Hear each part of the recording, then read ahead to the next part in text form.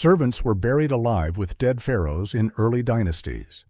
What if loyalty meant following your king into death? In the shadowy dawn of ancient Egyptian civilization, during the mysterious First Dynasty around 3000 BCE, the concept of royal power was far more terrifying than we often imagine. For these early Egyptians, a pharaoh wasn't just a man, he was a god in mortal flesh. And when that god died, his divine journey didn't end. But for dozens of his servants, their journey would end with his. In the arid sands of Abydos, archaeologists unearthed something that sent a chill through the academic world. Surrounding the tombs of Egypt's earliest kings, they discovered rows of smaller graves, neatly arranged, eerily synchronized. These weren't the graves of commoners buried long after their king. These were simultaneous burials. And many contained the skeletal remains of young men and women, servants, attendants, palace officials. Some were barely teenagers. They had all been buried at the same time in the same ritual moment. This practice, human sacrifice at royal burial sites, is one of ancient Egypt's darkest and least discussed truths. It was not symbolic. It was ritual. It was systematic. And for a brief but brutal period in Egypt's early dynastic era, it was law. The most chilling example comes from the tomb of Pharaoh Jer, the third ruler of the First Dynasty. Around his burial site, archaeologists found the remains of over 300 individuals, each entombed with ritual precision. These were not hurried mass graves. They were laid out carefully, heads turned toward the pharaoh's tomb, as if awaiting orders in the afterlife. Some were buried with objects, combs, jewelry, food vessels, as though their duties were expected to continue beyond death. But how did they die? The evidence suggests a mix. Some may have been poisoned or suffocated. Others show signs of strangulation or blunt force trauma. There was no illusion of peace. This was execution, cloaked in religion. Their deaths were not tragic accidents or rare events. They were institutionalized, routine, expected. Why did they do it? The ancient Egyptians believed in an eternal afterlife, a cosmic mirror of the world they knew. The pharaoh, as the divine intermediary between gods and men, would need his full court with him in eternity: advisors, guards, entertainers, hairdressers. To deny him these servants in the afterlife would be to break the divine order, the Ma'at, and risk cosmic imbalance. In a society built on the idea of eternal harmony, the pharaoh's needs in the next world outweighed the value of individual life in this one. It wasn't seen as murder. It was seen as destiny. Some of those buried may have even gone willingly, indoctrinated since birth, into a system that equated service with salvation. Others may have had no choice at all, palace-born children marked for death before they even understood the cost of loyalty. The truth is lost to time, but the bones remain, silent witnesses to what cannot be denied. And then something changed. By the end of the First Dynasty, the practice abruptly stopped. In the tombs of later pharaohs, like those of the Second and Third Dynasties, we no longer see these mass servant burials. Instead, small figurines began to appear, called shabtis or ushabtis. Crafted from clay, wood, or stone, these miniature servant statues were inscribed with magical texts. They were meant to serve the pharaoh in the afterlife, just like real people once had, but without the blood. What prompted the change? Some historians argue that the sheer horror of the practice led to its abandonment. Others suggest a theological evolution. Perhaps priests began to believe the gods no longer required human death. Or maybe it was political. Too many families losing their children, too many whispers in the court, too much fear. It may have been a quiet rebellion, one that began with reluctance and ended in reform. The shift to symbolic substitutes marked a profound transformation in Egyptian religion and society. It showed that even the most deeply rooted beliefs could evolve. And it left behind a haunting lesson, that systems, even sacred ones, are built by people, and people can choose to end them. But those early tombs still whisper. In the silence of Abydos, under millennia of sand, lies the memory of the ones who never chose, those whose last breath served a god-king's eternity. Their names are lost, but their bones remain, testimony to a world where death was a duty and loyalty meant silence. Forever. So the next time you hear about the pyramids, the gold, the glory of ancient Egypt, remember the shadows beneath. Remember the servants who followed their king into the dark, not because they wanted to, but because they were told they had to. This was not a myth. It was not poetic allegory. It was state-sanctioned ritual written into the very architecture of power. Beneath the splendor of kingship was a foundation of silence, hundreds of voices buried to elevate one. And the sands of Egypt remember. In bone and tomb, the truth is preserved.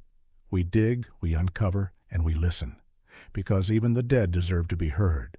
Failure to please the Pharaoh could mean immediate execution.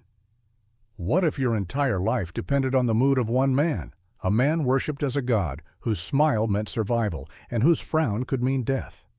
In ancient Egypt, the Pharaoh wasn't just a ruler. He was the divine link between the heavens and the earth. To displease him wasn't just to commit a political misstep.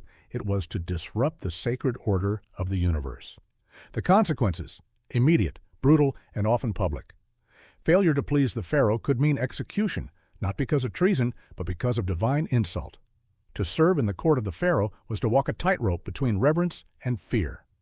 Every scribe, servant, advisor, and general lived under the same shadow. One moment of perceived disrespect could unravel the years of loyalty. The Pharaoh was Ma'at incarnate, the principle of cosmic balance and truth. To upset him was to threaten the balance of all creation. As a result, even minor offenses could result in horrifying punishments. Slipping while pouring wine, addressing him without the correct title, failing to bow deeply enough, all were taken as signs of disloyalty, arrogance, or heresy. Historical records from the Middle and New Kingdom periods give chilling glimpses into the fates of those who faltered. In tomb reliefs, pharaohs are shown towering over kneeling enemies, with executions depicted in graphic detail. Ramesses III, for instance, faced a harem conspiracy that ended with brutal retaliation. Multiple nobles, servants, and even members of the royal family were sentenced to death, some ordered to take their own lives to preserve a twisted sense of royal dignity. Execution wasn't always swift. The Egyptians were masters of psychological punishment. A displeased pharaoh might order a traitor paraded before the people, mutilated or burned alive, an act both punitive and performative. Others were buried alive with curses carved into their tombs to deny them peace in the afterlife. To erase someone's name from the records, to damn them to oblivion, was considered worse than death. It meant spiritual annihilation. And yet, paradoxically, people coveted roles in the royal court. Why? Because proximity to the pharaoh offered wealth, titles, and the illusion of divine favor. It was a gamble many were willing to take. The higher you climbed, the closer you came to greatness or to falling into the abyss. Ambitious architects who failed to complete the pharaoh's tomb before his death risked decapitation. Generals who lost battles might return not as heroes, but as sacrifices. Musicians, entertainers, and cooks could be flogged or executed if a performance failed to delight. One infamous account involves Akhenaten, the heretic king, who shifted Egypt's religious paradigm toward monotheism. His court was a dangerous landscape of shifting favor. Priests who spoke out against his reforms vanished. Sculptors who captured his likeness too rigidly were punished. And after his death, his very name was wiped from monuments in one of the most dramatic examples of posthumous erasure in ancient history. Under Seti I and later Ramesses II, records show laborers in Deir el-Medina, those who constructed tombs in the Valley of the Kings, were monitored closely. A poorly carved hieroglyph, a mistake in alignment, could lead to the worker's dismissal, exile, or worse. These artisans worked under the eye of inspectors loyal to the divine image of the king. Every mistake was an insult to eternity, and punished accordingly. This wasn't madness, it was control. By casting the pharaoh as an infallible god, the state created a system where fear enforced loyalty better than any law. Subjects internalized the terror, correcting themselves before correction was necessary. And those who didn't? They became examples, Warnings etched in stone, remembered not by name, but by how swiftly they disappeared. Even beyond death, the grip of the pharaoh remained. Burial practices were dictated by royal decree. If the king was displeased with a nobleman's conduct, their tomb could be defiled, their body denied mummification, their afterlife revoked. This spiritual blackmail ensured compliance not only in life, but in preparation for eternity. The judgment of the king mirrored the judgment of the gods, and sometimes superseded it. To serve the pharaoh was to become part of the divine machine, a cog in a sacred illusion. You were seen, praised, and feared, but never safe. The gods watched, but the pharaoh judged. And his judgment, backed by an empire and a mythology, was final. He was the morning and evening star, the lord of the two lands, the one whose breath ensured the flooding of the Nile, whose displeasure could dry the heavens. So imagine yourself standing in those halls, torchlight flickering against polished alabaster, incense trailing like smoke from an unseen god. The air is thick with expectation. You step forward with a report, a gift, a question. The pharaoh's eyes narrow. Did you speak too soon? Was your offering enough? In that moment, your fate is no longer your own. One breath, one mistake, and history forgets you, because forgetting was the cruelest sentence of all, worse than chains, worse than torture. It meant your spirit would wander, lost, unnamed, unreachable by prayer or song. You would become a gap in the scrolls, a silence in the temple, a soul unclaimed. That was the true power of the pharaoh, not just to kill the body, but to command the memory. A god on earth, and in his world, only perfection was safe. Poison tasters lived in constant fear of dying at dinner. Imagine sitting at a royal banquet, the table spread with gold, the scent of roasted meats and sweet fruits filling the air. Goblets glint with deep red wine. But before the king lifts his cup, before the queen tastes a single fig, someone else must take a bite. Not because they're hungry, not because they're honored, but because they might die. These were the poison tasters, human shields for the powerful, sacrificed daily, in silence. Throughout ancient history, from Rome to the courts of Renaissance Europe, powerful rulers lived in fear not of armies, but of what might be slipped into their next meal. Poison was the weapon of choice for those who couldn't strike in the open. It was invisible, elegant, deniable. And so they employed tasters, servants, slaves, or loyal guards, whose job was to eat and drink before their masters, hoping that death wouldn't follow. In ancient Rome, emperors like Claudius and Nero famously employed poison tasters. The food taster Helotus served Claudius himself and was suspected of being involved in his mysterious death, allegedly poisoned by his wife Agrippina to ensure her son Nero's succession. Helotus survived the emperor, but many didn't. Poison was so feared in Rome that elaborate rituals evolved around dining, with multiple layers of testers, silver forks believed to detect toxins, and even watching animals like dogs or birds react before serving. During the Renaissance, paranoia reached fever pitch. Italian courts, especially among the Medicis and Borgias, became infamous for political poisonings. Servants who served wine were not just pouring drinks, they were gambling with their lives. Monarchs hired alchemists and apothecaries not just to prepare remedies, but to create antidotes. A favorite of kings was Mithridatism, regularly ingesting small doses of poison to build immunity. But tasters weren't afforded that luxury. They weren't dosed, prepared, or protected. They were simply the first to fall. Their role was psychological as much as physical. Their mere presence reassured the noble that the food was safe. If the taster didn't collapse, the feast could begin. But what did that do to a person, knowing every bite might be their last? Some tasters lasted only days. Others became permanent fixtures in the royal kitchen, constantly on edge, flinching at unfamiliar flavors or strange textures. Some reportedly developed psychosomatic symptoms, paranoia, insomnia, even vomiting, triggered not by poison, but by the crushing fear of it. The job demanded absolute loyalty, but offered no glory.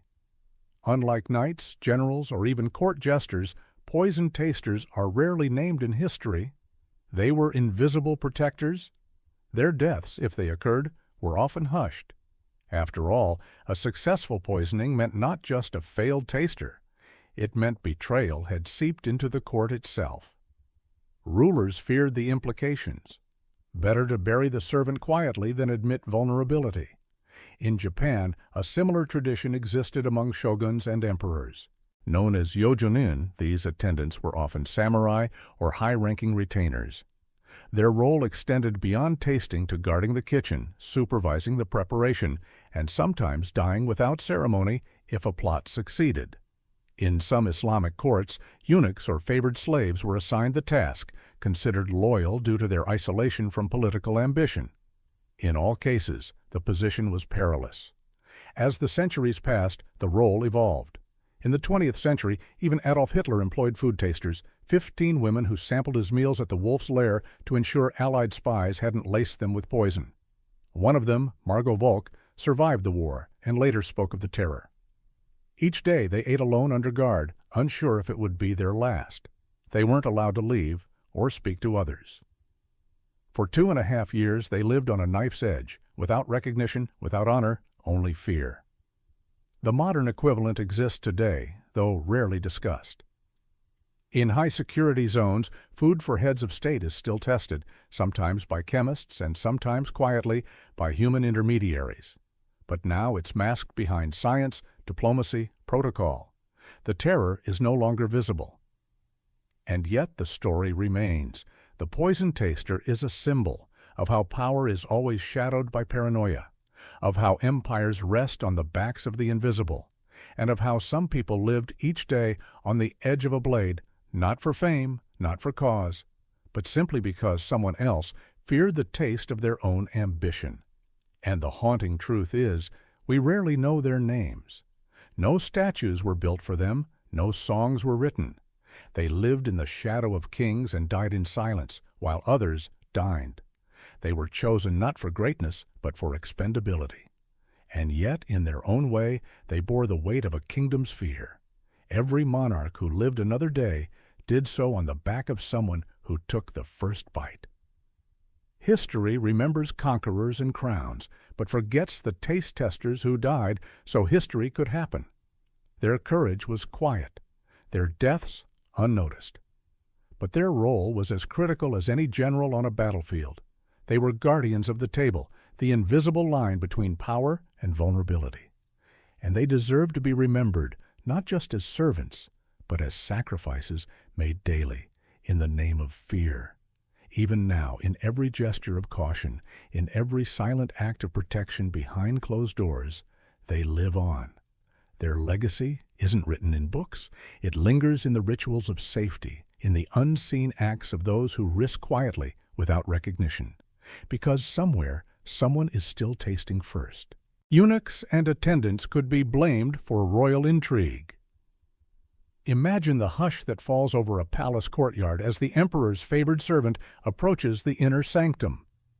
In the flickering torchlight, the eunuch, a figure once trusted as confidant, keeper of secrets, guardian of souls, now moves with measured steps, every breath weighted by the threat that hovers invisibly around him.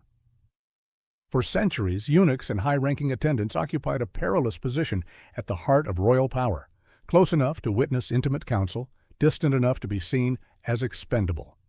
Their very proximity to the throne made them ideal scapegoats when the intricate machinery of court politics ground to a halt. From the palaces of imperial China to the opulent harem halls of the Ottoman sultans, eunuchs wielded immense informal influence. In the Ming dynasty, men who had been castrated in childhood rose to oversee the imperial seal, manage provincial appointments, and command palace guards. Yet each promotion further entangled them in webs of rivalry. Factions formed around powerful eunuchs like Wei Zhongxian, whose ascendancy during the reign of the Tianqi emperor sparked fear among scholar officials. Accused of funneling wealth to loyalists and orchestrating the removal of virtuous ministers, Wei became the embodiment of corrupt power. When the emperor died childless and a new ruler ascended in 1620, Wei and his associates were swiftly denounced as villains of the realm. Their executions and forced suicides served both to purge the court of perceived evil influence and to signal to any future schemers that no one, however close to the throne, was beyond suspicion. Thousands of miles to the west, in the labyrinthine corridors of Topkapi Palace, Ottoman sultans relied on a formidable caste of eunuchs to guard the harem and manage palace intrigues. The chief black eunuch, or Kizlar Agassi, not only controlled access to the Sultan's private quarters, but also served as a nexus for information, both whispered confidences and hushed rumors. When the Janissaries and rival nobles sensed that the harem eunuch had grown too powerful, they plotted his downfall. In 1660, the powerful Kizlar Agassi Hussein Aga fell from favor when the Grand Vizier accused him of organizing secret alliances with discontented provincial governors. Publicly executed outside the palace gates, his death underscored the lethal stakes of palace politics and the ease with which eunuchs could be vilified as architects of betrayal.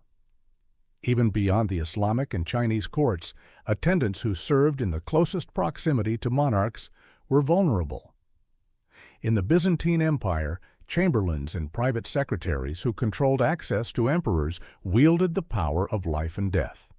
The eunuch Narses, once a celebrated general under Justinian, was later accused of collusion in plots against the throne and narrowly escaped execution, only to be exiled and stripped of his estates.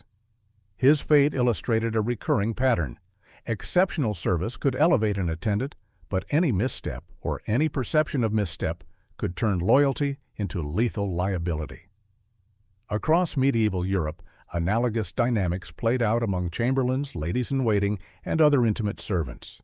Henry VIII's court brimmed with attendants whose fortunes rose and fell with dizzying speed. Thomas Cromwell, though not a eunuch, functioned as the king's chief minister, negotiating alliances and dissolving monasteries. When Henry's affections shifted and the king's will turned against him, Cromwell was charged with treason and heresy, beheaded at Tower Hill in 1540. His downfall was framed as necessary to excise corrupt influences from the royal circle. Though the specific customs differed, the underlying mechanism was the same. Attendants who walked in the sovereign's shadow were uniquely positioned to bear the blame when aspirations collided with fortune's fickle hand. Why were eunuchs and attendants such persistent targets? First, their status sat at the intersection of intimacy and otherness. Having crossed the threshold into physical and social transformation, eunuchs embodied both trust and alienation. They served in roles forbidden to other men, guarding harem women, overseeing the monarch's private affairs. Yet their very emasculation marked them as outsiders. This duality made charges of intrigue easier to frame. Eunuchs could be portrayed as lacking natural loyalties, expendable vessels of scheming ambition. Attendants, too, were often of low birth or foreign origin, further heightening doubts about their allegiances. Second, the opacity of palace life concealed the true currents of power. When factions within the court vied for supremacy, the eunuch or attendant became a convenient lightning rod. Actual power brokers, the Empress Dowager in Beijing, the Grand Vizier in Istanbul, the King's Mistress in Versailles, could manipulate public outrage to remove rivals. The accused servant's execution then appeared as a moral reckoning rather than calculated political purge. Finally, ritual violence against palace servants served ritual and symbolic functions. In ancient Egypt, gods were believed to accompany the pharaoh into death. Similarly, sacrificing attendants affirmed the monarch's divine status. Centuries later, in feudal and imperial courts, the public spectacle of condemning a fallen favorite reinforced the ruler's absolute authority. If the sovereign could turn on his closest servant, he could do anything. Yet for every eunuch whose head rolled, for every attendant whose life ended on the scaffold, whispers echoed among the corridors. Did he truly conspire, or was he simply in the wrong place at the wrong time? In dusty archives and fragmentary memoirs, we glimpse moments when an emperor's smile marked a servant as beloved one day and damned the next. The calculus of royal favor was capricious, a ledger written in opulence and blood.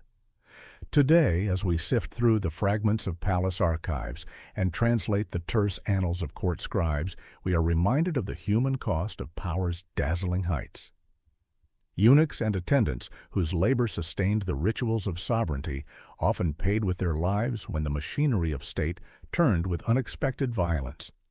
Their stories testify not only to personal tragedy, but to the fragile alchemy that binds trust, envy, and authority in the halls of kings and emperors.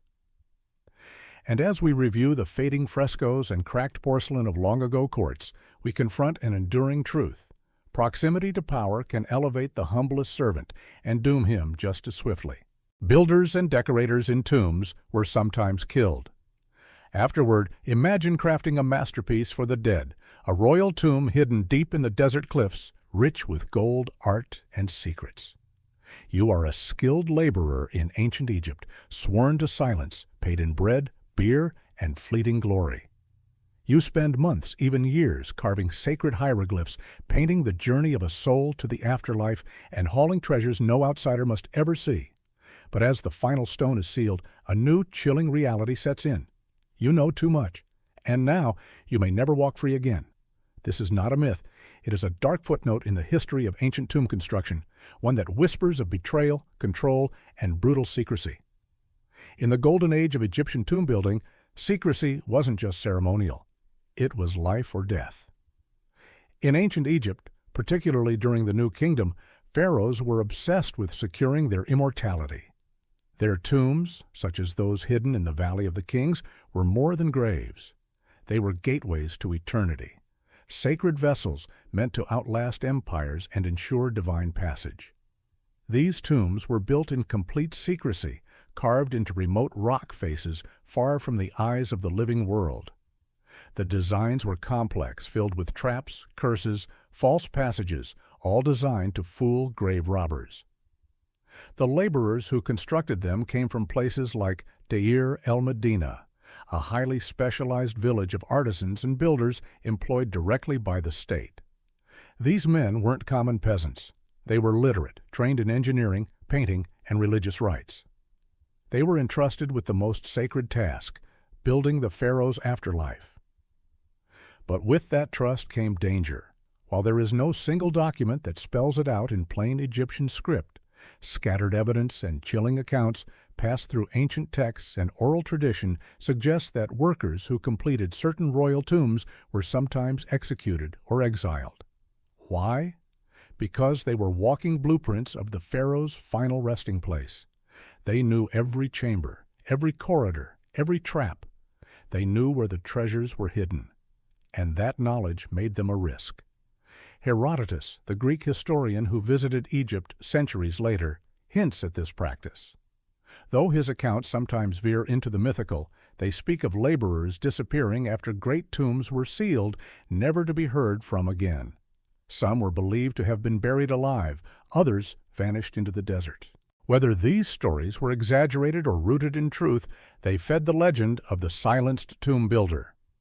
More grounded evidence comes from ostraka, fragments of pottery and limestone used by workers to scribble messages, lists, and thoughts. Some of these scraps from Deir el-Medina reference harsh punishments for those who broke the silence. Theft from a tomb wasn't just a crime, it was a betrayal of the divine. And knowing the secrets of a tomb could be seen the same way. But not all tomb workers met this grim fate. Some were given homes, pensions, and honored burials of their own. It depended on the pharaoh, the level of secrecy, and perhaps how tightly the workers could be controlled. Still, the fear was real. The state maintained intense control over the tomb sites. Guards patrolled constantly. Information was compartmentalized. Many workers only knew part of the full picture, never seeing the finished tomb in its entirety. But a few, master craftsmen, overseers, held the full map. And for them, silence may have come not as a vow, but as a sentence.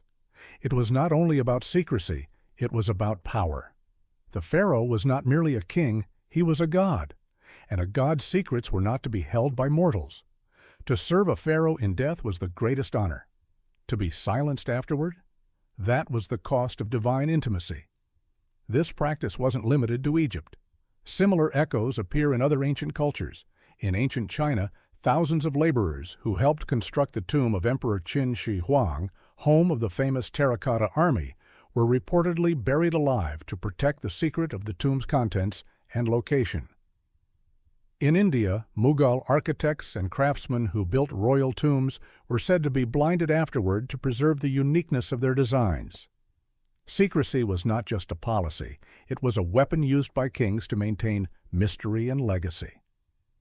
But Egypt's story is perhaps the most haunting because the beauty of its tombs is matched only by the silence that surrounds their making. The Valley of the Kings still hides secrets. Tombs are still being discovered, some unfinished, some collapsed, some mysteriously empty. And each discovery revives the question, what happened to those who built it? Even today, archaeologists tread lightly. The old stories persist, of curses, of tombs that resist being found. Some believe the dead protect themselves. Others believe it was the living who ensured those protections remained intact, through murder, through exile, through silence. And so, the next time you see the golden mask of Tutankhamun, or gaze into the carved walls of a royal tomb, remember the hands that built it. Hands that painted gods, carved spells, and laid treasures under desert stone. Hands that may have never touched sunlight again, not because of a myth, but because they knew too much. This is the price of eternal glory, a whisper, a grave, and a name never spoken again. High-risk tasks like moving sacred statues meant death. If damaged, what if your entire life came down to a single moment and a single mistake meant death? In ancient Egypt, where gods walked among men and pharaohs were divine incarnations, not all tasks were equal. Some were heavy not with weight, but with consequence. Among the most dangerous responsibilities one could hold was moving the sacred statues, representations of gods themselves, a job reserved for the most trusted and the most terrified. To us, they are artifacts, golden, serene, lifeless. But to the ancient Egyptians, these statues weren't just symbolic. They were living vessels, physical embodiments of deities, housing the presence, will, and essence of the gods. These were not decorations, they were incarnations. And moving one? That was a ritual fraught with risk, not just for the soul, but for your life. Even a scratch, a tilt, or a moment of imbalance was seen as more than carelessness. It was sacrilege. The god's presence had been disrespected. The order of the cosmos, Ma'at, had been disturbed. And in Egypt, disturbing Ma'at was not just a crime, it was a threat to the entire universe. The punishment? Death. Instant, unmerciful, and often public. Historical records suggest that temple workers, priests, or craftsmen who damaged items tied to the pharaoh's divinity or the god's image faced immediate execution, regardless of intent. The standard was not human. The expectation was perfection. Imagine carrying a sacred statue of Amun, his face gilded, his eyes set with lapis, during a temple procession. The streets are lined with worshippers. The air is thick with incense. The pharaoh may be watching. And then your foot slips. The statue jolts. A fragment chips off. Silence falls. And your fate is sealed, not by trial, but by the simple fact that gods cannot bleed, but they can punish. The fear was not unfounded. Inscriptions from temple walls show us the rules, the rites, the warnings. Sacred objects were wrapped, sung to, shielded from the impure. Priests had to purify themselves before even approaching them. Gloves of fine linen, steps counted in silence, breath held, and still. The slightest mishap could end generations of honor in a single heartbeat. These items weren't mere tools. They were hieroglyphic inscriptions carved in stone. They were ankh-shaped scepters, crooks and flails, symbols of power, order, eternity. The Djed pillar, for example, represented stability and was tied to Osiris himself. Dropping one during a festival was more than clumsiness, it was cosmological heresy. And when it came to items belonging to the pharaoh, especially those imbued with divine authority, the danger was even greater. The pharaoh was Horus on earth, the son of Ra, the shepherd of the people, and the balance of the world. Damaging anything linked to his sacred essence, his throne, his crown, his regalia, was not just treason, it was blasphemy, the kind that demanded sacrifice. And often, it demanded yours. But this wasn't simple brutality. To the ancient Egyptian mind, the logic was terrifyingly elegant. If a statue held the god's presence and it was harmed, then the god had been harmed. And if the god had been harmed, the world was at risk. Crops might fail. The Nile might not rise. Chaos could awaken. So, punishing the human vessel who allowed it to happen wasn't cruelty. It was restoration, an offering to rebalance the divine scale. In some cases, death may not have been immediate. Some records hint at exile, public disgrace, or being sentenced to work in the necropolis, carving tombs until your hands bled. Others speak of forced ritual suicide, drinking poison, or walking into the desert, never to return. All outcomes carried one truth: sacred duty came with sacred cost. And yet, people still did it.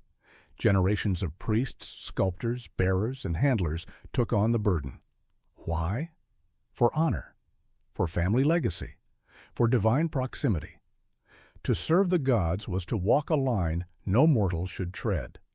But to some, that risk meant purpose, glory, immortality in the eyes of history. We like to think of ancient Egypt as a place of grand structures and golden tombs. But behind those gleaming walls were men and women living under unbearable pressure, where the divine watched every move and failure meant disappearance from both this life and the next. So the next time you look at a cracked statue in a museum case, imagine what it meant to the person who last touched it in its own time. Maybe their name was erased. Maybe their family never spoke of them again. Maybe they died quietly, as their God demanded. Because in ancient Egypt, perfection wasn't optional. It was law, and one slip of the hand could echo through eternity. These were not jobs taken lightly. The titles bestowed upon those who bore sacred objects were long, ceremonial, and passed down through families. Oaths were sworn in temple light. Names were recorded on steles and scarabs, not to celebrate power, but to bind the soul to duty. For in the eyes of the divine, to be trusted was to be watched, and to falter was to vanish both in life and in legacy. Their world was not ours. But their silence, preserved in stone and sand, still speaks. In every damaged relic, every fractured icon, there may be a story not of decay, but of consequence. A moment where faith, fear, and fate collided. A moment that outlived the hand that caused it. And perhaps that is Egypt's greatest monument, not its gold or granite, but the terrifying weight of its reverence. Royal hairdressers and perfume makers face deadly pressure. What if the simple act of brushing hair could mean life or death? In the world of ancient Egypt, beauty was not luxury. It was divine duty. And those tasked with maintaining that beauty, royal hairdressers and perfume makers, lived in a world of lethal precision. These were not just artisans. They were sacred servants. Every twist of hair, every drop of oil was a ritual. And any flaw, any imperfection could be interpreted as a direct insult to the god-king himself. In the eyes of the ancient Egyptians, the pharaoh was a living deity. His appearance wasn't merely symbolic, it was sacred. His face reflected divine order. His scent was meant to echo the gods. The smallest aesthetic failure wasn't just negligence, it was heresy. That meant the barbers and perfumers weren't pampering royalty. They were conducting sacred rites with trembling hands. Perfume was more than fragrance, it was theology. Concocted with frankincense, myrrh, lotus, and sacred oils, these mixtures were said to please the gods. And the pharaoh was the ultimate receiver. A misplaced note in a scent blend, an impurity in a vial, could trigger royal fury. Papyrus scrolls reveal formulas treated like spells, protected, guarded, and passed down only to the most trusted. These scents were not chosen randomly. They were cosmological alignments in liquid form, evoking the gods and binding the pharaoh to the heavens. Hair, too, was symbolic. The elaborate wigs and braided styles worn by the pharaoh weren't just fashion, they were cosmic statements. each strand positioned with care, each ornament charged with meaning. Hairdressers were trained not just in styling, but in ritual cleanliness, recitations, and the unspoken rhythms of court life. To touch the king's scalp was to touch a living altar, and the stakes were dire. Court scribes documented the names of artisans who disappeared overnight, vanished with no burial rites, no tombs, no trace. Whispers in the palace halls spoke of a royal perfume maker whose misblended oil caused the king to faint during a temple ceremony. She was never seen again. Another account tells of a hairdresser whose pin nicked the pharaoh's ear. The wound was minor, but the symbolism unbearable. He was flayed publicly as a warning to others. These acts of punishment were not just about pain, they were about memory. In ancient Egypt, to be remembered was everything, and to be erased, your name chipped from stone, your image struck from the wall, was the ultimate death. Even mummification could be denied. Your spirit left to wander, nameless, unloved, unanchored. And yet, paradoxically, these roles remained deeply coveted. Why? Because to succeed meant unimaginable favor. A favored servant might be gifted gold, linen, fine oils, or even a tomb carved near the Valley of the Kings. Statues exist of named perfumers, immortalized with inscriptions of gratitude. The line between sacred risk and sacred reward was thin and, for many, worth walking. Some rose to legendary status. Taya's personal stylist was said to have sculpted her signature braidwork that inspired an entire era's fashion. The scent maker of Hatshepsut crafted incense so exquisite it was shipped across oceans and sealed in her mortuary temple. These artisans weren't just survivors, they were legends in flesh, echoing the gods with each perfect act of care. Even their tools were sacred. Perfume vials carved from alabaster with stoppers sealed in beeswax and prayers. Combs fashioned from ivory, blessed before touching royal hair. Their workstations were cleansed with incense, their hands anointed before service. Silence was required.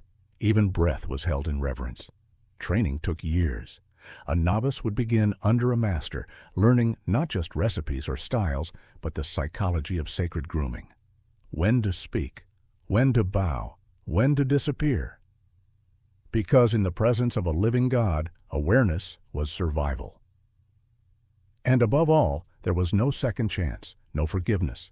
One slip could mark the end, not just of a career, but of legacy. No tomb, no prayer, just silence. So imagine your hands shaking slightly as you hold a strand of the pharaoh's hair, or hover over his chest with a vial of perfume meant to evoke Horus himself. The court watches. The priests nod in silent approval or condemnation. He exhales. And you wait, for a smile, for a nod, for anything other than stillness. Because today, even perfection might not be enough. But it's the only thing that will keep you alive. To outsiders, the palace seemed serene, its polished columns, its perfumed halls, its golden throne. But beneath that silence pulsed a fear known only to those who served closest. The royal attendants did not merely work. They performed daily miracles, each gesture a prayer, each breath a gamble. In a realm where beauty itself was weaponized, perfection became a form of protection. And in the shadow of the pharaoh, a crooked lock of hair, a misplaced scent, was not a small mistake. It was a summons to judgment. You lived not by loyalty alone, but by artistry so flawless it verged on divine. No crown was placed without intention. No ointment brushed the skin without cosmic alignment. These weren't tasks. They were offerings to a God that breathed and bled and demanded reverence in every detail. Because when the gods walked among mortals, even fragrance could be fatal. Assassination plots often involved or targeted servants. Imagine a palace glittering with gold, its halls echoing with the footsteps of nobles and gods. But behind the curtains, among the shadows of silken robes and incense smoke, whispered voices plot death. Not in the war room, not among generals, but in the servants' quarters, in the kitchens, the private chambers. Because throughout history, assassination didn't always arrive with armies. It came with servants, with slaves, with those closest to power, yet farthest from protection. In ancient Egypt, during the reign of Ramses III, a plot unfolded that would shatter the illusion of palace loyalty forever. Known today as the Harem Conspiracy, it wasn't orchestrated by rival kings or invading armies. It was born from within the royal harem, a labyrinth of wives, concubines, and courtiers. At its center was Queen Tai, a lesser wife of the pharaoh, determined to place her son Pentuer on the throne instead of the official heir. But Tai was not alone. The plot grew like mold beneath marble, quietly, in the dark. Servants, scribes, guards, and even magicians were recruited. Why? Because they had access. They could move unnoticed through private corridors, slip powders into drinks, pass messages between sealed rooms. In all, over 40 people, mostly from the lower classes, were accused of conspiring to assassinate Ramses III. And the method? Brutal. The plan included spells, venom, and likely a blade. Ramses III's mummy, discovered in the 19th century, showed clear signs of a slit throat, a dramatic confirmation that the conspiracy may have succeeded, at least partially. But justice or vengeance was swift. Trials were held in secret. Many were forced to commit suicide. Others were burned alive. The queen's son, Pentuer, took his own life, his mummified remains found years later, mouth open in agony. This wasn't unique to Egypt. In Rome, the most dangerous threat to an emperor wasn't always on the battlefield. It was in his bedroom. Poisoned wine served by slaves. Hidden daggers smuggled in by chamberlains. Emperor Commodus, known for his cruelty and madness, was strangled in his bath not by a soldier, but by a wrestler named Narcissus, hired by his closest advisors, possibly with the aid of his concubines and bath attendants. Throughout medieval Europe, assassination plots often pulled in kitchen staff, valets, and maidservants. In the Byzantine Empire, the court was a nest of surveillance. Eunuchs who dressed the emperor were both gatekeepers and potential traitors. Their roles were dual, to serve and to spy. They were educated, politically aware, and dangerously close to secrets. Some rose to incredible power. Others vanished after being linked to failed plots or suspicious deaths. The reason was simple: proximity. A servant could be invisible until it was too late. They poured the wine, they locked the doors. They knew when a royal slept, when they were alone, what illnesses plagued them, who they trusted, who they feared. That knowledge was currency, and sometimes a weapon. During the Tudor period, ladies-in-waiting weren't just companions. They became the eyes and ears of political factions. Anne Boleyn's rise and fall involved intricate networks of whispers and betrayals, many of which flowed through her private attendants. In France, under Catherine de' Medici, the use of personal spies and poisoners, many posing as housekeepers and handmaidens, became statecraft. And yet these figures were rarely remembered. When a plot succeeded, credit went to nobles. When it failed, the punishment fell hardest on the servant class. Many were executed without trial. Others disappeared into prisons, their names lost to dust. They were used, discarded, and buried, sometimes literally, with the secrets they carried. Even in more recent history, the pattern holds. In Tsarist Russia, Rasputin was assassinated by nobles who feared his influence, but the attempts involved poisoning by kitchen staff and gunmen posing as domestic aides. The Nazi regime, paranoid about betrayal, routinely interrogated servants in Hitler's inner circle after each failed plot. They knew too well. Revolution often wears a servant's uniform. These were people caught between survival and power. Some plotted out of ideology. Others were coerced. Some believed they were saving their nation. Others were simply trying to escape abuse. But in all cases, they paid the highest price. Because when power sits behind locked doors, the keys are often held by the forgotten. And sometimes those hands do more than open, they decide.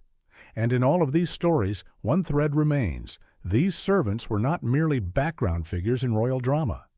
They were participants, often unwilling, in the deadliest games of power.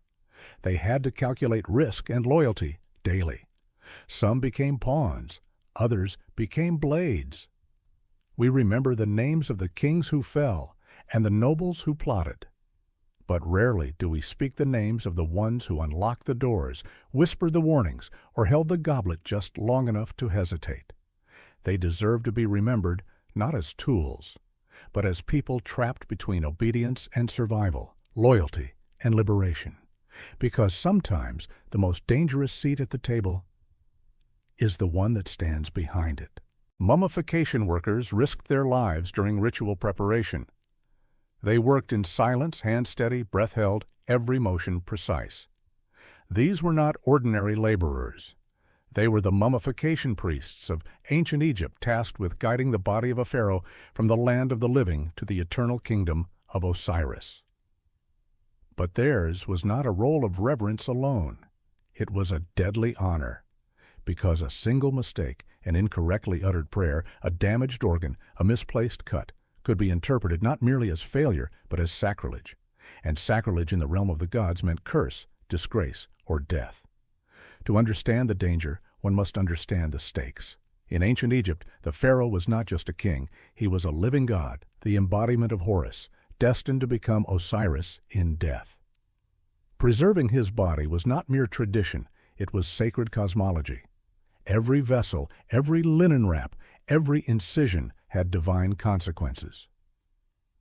The ritual was a 70-day passage through fire and shadow. First came purification, washing the body with water from the Nile, sacred oils and palm wine. Then the removal of organs, each one handled with holy precision, destined for individual canopic jars guarded by the 4 sons of Horus. A wrong cut during this step could result in severe punishment, or worse, blame for eternal damnation. The brain was extracted through the nose with hooked tools. The heart, believed to house the soul's essence, was often left in place, unless the priest deemed it unworthy. In that case, a stone heart might replace it. The body cavity was then packed with natron, a naturally occurring salt, to desiccate it. If the body decayed, it was seen not as a technical error, but a spiritual violation. For the pharaoh to reach the afterlife, he had to be whole, pure, and recognizable. If he wasn't, he might return in rage. And that rage, according to legend, did not stop with curses. It brought plagues, droughts, or death upon the land. But beyond divine retribution, there was the ever-present wrath of the state. The high priests of Anubis were powerful and suspicious. If a mummification team was seen as careless, or if rival court officials sought political gain, accusations could be swift. Imagine a worker misplacing a sacred amulet, or a junior embalmer forgetting a line in the incantation of opening the mouth, a ritual meant to restore the deceased's senses in the afterlife. That error might be construed as treason. Treason against a god-king. There are accounts, albeit fragmented, suggesting that mummifiers were sometimes blamed posthumously for misfortunes that befell the dynasty after the pharaoh's death. Tomb collapses, rebellions, bad harvests, these were not seen as chance. They were seen as signs the pharaoh had not been properly appeased, and someone had to pay. In some periods, particularly under the more tyrannical pharaohs, entire embalming teams disappeared following a botched funeral. The belief was clear. If you failed the divine king, you forfeited your right to live. Worse, some were believed to be buried alive, sealed in tombs to serve eternally as penance, forever trapped beside the soul they failed to honor. Imagine the horror. Darkness closing in, the scent of oils and resin thick in the air, the weight of stone pressing down, knowing that your mistake, not war, not crime, but a ritual misstep, would become your eternal tomb. To guard against these dangers, strict hierarchies and secrecy governed the house of purification, where embalming took place. Only the highest priests were allowed to speak during rituals. Their chants, passed down through generations, were encoded in spiritual language few outside the circle understood. Apprentices were chosen young, often orphaned or bound to the temple through debt, men who could disappear without scandal. Every motion was rehearsed, every breath timed. The tools they used were considered extensions of the gods, and if one broke during the ritual, it was often ritually destroyed, lest its corruption infect the soul of the deceased. Even after death, the embalmer's fate was precarious. Some workers, especially those who handled the pharaoh's most sacred parts, had their tongues removed to ensure they never spoke of what they'd seen. Others were paid well, honored quietly, but always watched, because knowledge of the king's death was powerful, and power in Egypt was never safe for long. What remains of these workers today? Not names, not graves, just scars in the record, hieroglyphs mentioning the one who spoke wrongly during embalming, legends of curses traced not to tomb robbers but to priests who failed their duty. Even the Book of the Dead warns, "He who prepares the body falsely shall be devoured by the devourer." So next time you hear of mummification, do not think of it as mere preservation. It was war, a battle against rot, mistake, and time itself. And those who fought it walked a blade's edge between reverence and ruin, between devotion and death. They gave the God-King to eternity, and sometimes eternity took them too. Royal physicians risked their heads with every diagnosis. Imagine being summoned to the bedside of a God-King. The room is thick with incense, gold gleams from the walls, and dozens of anxious eyes rest on you. The pharaoh breathes unevenly. You, the royal physician, must diagnose, prescribe, and heal. But behind every word you speak, every herb you apply, lurks a silent threat. If he dies, you may die too. This was not just superstition. In ancient Egypt and other royal courts throughout history, medicine was not only science, it was politics, power, and divine responsibility. The healer who dared to touch the body of a monarch was both revered and expendable. And when cures failed, accusations didn't stop at incompetence. They often became accusations of sorcery, betrayal, or treason. This is the harrowing truth behind the title. Royal physicians risked their heads with every diagnosis. In ancient Egypt, physicians were part of an elite class. They trained at the pharaohs, the House of Life, an institution that combined medicine, religion, and literature. Many Egyptian doctors specialized in specific areas, some for the eyes, others for the stomach, some for bones. But only the most trusted and skilled were summoned to serve the royal family. These were men who carried not only medicinal knowledge, but sacred rituals passed down from gods like Thoth and Imhotep. Imhotep, the legendary architect and physician of Pharaoh Djoser, was so revered that he was eventually deified. But not all who followed in his footsteps were so fortunate. For every healer who rose in glory, another risked execution for a misdiagnosis, a failed potion, or a natural death misread as witchcraft or treason. Royal medicine was inherently political. A sick king meant a vulnerable kingdom, and those who surrounded the throne, advisors, priests, military commanders, had agendas. If a pharaoh died, someone had to be blamed. And the physician, already shrouded in mystery and dealing in the unseen forces of herbs and incantations, was an easy target. One wrong remedy could be interpreted not just as failure, but as poison. Records from the Ebers and Edwin Smith papyri reveal the sophistication of Egyptian medicine. They used honey for infection, willow bark for pain, and even performed rudimentary surgeries. But when it came to the pharaoh, science met the sacred. Diagnoses were often accompanied by spells. Herbs were given alongside prayers. Physicians consulted astronomical charts. Everything was sacred, and if a remedy failed, suspicion spread fast. Was it a failure, or was it sabotage? Some ancient texts mention that royal doctors were sworn to oaths that if they failed the king, their own lives were forfeit. Others were executed not after failure, but to ensure silence. If the royal condition revealed weakness in the divine ruler, the state would protect the illusion of divine perfection at any cost. This practice wasn't unique to Egypt. In ancient Mesopotamia, Babylonian healers could face execution if their patient died, and the cause was deemed preventable. There are accounts of surgeons punished by having their hands cut off if the patient died under their care. In medieval China, physicians serving emperors were subjected to brutal consequences if treatments were ineffective. A wrong pulse reading, a misplaced acupuncture needle, or even a mere suggestion of illness could end in death. Under the Mughal Empire in India, royal hakims lived in luxury, but always under threat. If an emperor's condition worsened, whispers of poisoning or betrayal circulated quickly. Some physicians vanished from court without explanation. A prescription could be praised one day and seen as a death sentence the next. Even in Renaissance Europe, court physicians to kings like Henry VIII or Louis XIV balanced on a knife's edge. When a monarch died, often from conditions they had no true cure for, public blame often shifted to those who had tried the hardest to heal. Accusations of dark magic or disloyalty followed. The physician became the scapegoat for fate. To serve a king's body was to serve the fate of the kingdom. The responsibility was godlike, but the risk was gruesomely human. Imagine watching your patient slip away while the court watches you, not with sympathy, but with suspicion. Imagine knowing that each moment of hesitation, each failure to cure, was also a step toward your own doom. And yet, they accepted it. Time and again, physicians stepped forward. They studied the stars and the blood. They mixed roots with prayer. They memorized spells. They faced suspicion, expectation, and death, just to stand at the threshold between mortality and the divine.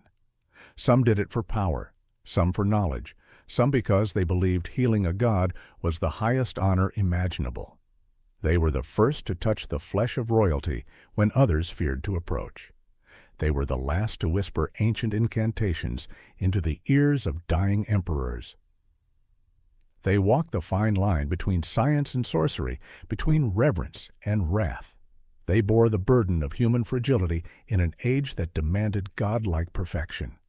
So next time you imagine the ancient world, its palaces, its pyramids, its gold, remember the quiet figure in the background. The man with herbs in his hands and death at his back. The one who whispered to kings and sometimes paid with his life for what the gods had already decided. This is the legacy of the royal physician, to heal with honor and risk execution with every breath. Temple servants could be sacrificed in religious rituals. What if your temple service didn't lead to blessings, but to your death? In the ancient world of early dynastic Egypt, temples weren't just places of worship. They were the engines of eternity. They housed the gods, managed wealth, healed the sick, and shaped royal power. But for some who served within their sacred walls, devotion came with a terrible price. Because in the early dynasties, temple servants, those closest to the divine, were sometimes chosen to die. Their blood, their breath, their soul, offered not in crime, but in ritual. It wasn't common, it wasn't widespread, but it was real. Especially in Egypt's first and second dynasties, between 3000 and 2700 BCE, archaeological evidence and ancient texts suggest that temple personnel were occasionally sacrificed as part of elaborate royal rituals. These weren't criminals or prisoners of war. These were insiders, priests, attendants, musicians, who had been part of temple life, who knew the sacred songs, who had served the statues. And when certain kings died or certain curses were invoked, they were marked, not to pray, but to perish. The logic, while brutal, was deeply spiritual. Ancient Egyptians believed that the soul, Ka, continued after death, and for a royal soul to navigate the perilous journey into the afterlife, protection was essential. Spellwork helped, amulets helped, but nothing was more powerful than blood. A human life, willingly or unwillingly given, bound by magic, spoken by a priest, sealed with fire or water or stone. The gods, it was said, could be persuaded, but only if the price was steep enough. Some victims were chosen to follow the pharaoh into the next world, not as slaves, but as guardians. Sacrificed in temple courtyards, they were buried nearby with spells of protection carved into stone beside them. Others were offered during rare rituals meant to protect the state from cosmic threats, droughts, plagues, war, divine anger. Their deaths were meant to balance the spiritual equation. There are hints in ancient texts, mentions of ritual expulsion or binding through life, instructions for the killing of a pure vessel to anchor a spell. Even in the famous pyramid texts among Egypt's oldest religious writings, there are lines that imply ritual killing as a sacred necessity. He is slain for the gods. his flesh becomes bread for heaven. Literal? Symbolic? Perhaps both, but the dead were real. In the tomb complex of Pharaoh Jer, over 300 bodies were found interred beside him, many believed to be sacrificial. Other graves at Abydos contain high-status individuals buried unnaturally. Bent limbs, broken necks, cut marks hidden beneath embalming resin. Their wealth, their position, did not spare them. It may have doomed them. The idea of being too close to power, too close to divinity, was not always a blessing. Some were elevated, only to be extinguished, because proximity to the gods made you a fitting gift for them. And in a world where balance was more important than justice, your life might be offered without hesitation. Some were likely chosen as children, born into temple households, raised for ritual, dressed in white linen, fed on special foods, taught the holy names. And then, on the appointed day, gone. Silently, suddenly, swallowed by belief. It's not a story Egypt often tells. Most of what we know comes from fragments, from clues in art and tombs, from skeletal evidence and erased inscriptions. Ritual killing was dangerous even then. If done improperly, it could anger the gods instead of pleasing them. And so the records are veiled in metaphor. The dead are unnamed. The knives are invisible. But the consequences remain. By the Third Dynasty and onward, these practices faded. The human sacrifices ceased. Ushabti figurines replaced bodies. Ritual evolved. Perhaps theology changed. Perhaps public resistance grew. Perhaps kings realized the gods would accept clay instead of flesh. But in those early centuries, there were servants who prayed by day and bled by night. Not because they sinned, but because someone believed their death could save a soul, a state, or a king. We cannot ask their names. We do not know their final thoughts. But we can read the silence they left behind. A crooked jawbone buried in haste. A sealed chamber no wider than a sarcophagus. A glyph half erased from fear or reverence. The temple kept its secrets, but the desert keeps its truth. And truth, once exhumed, demands remembrance.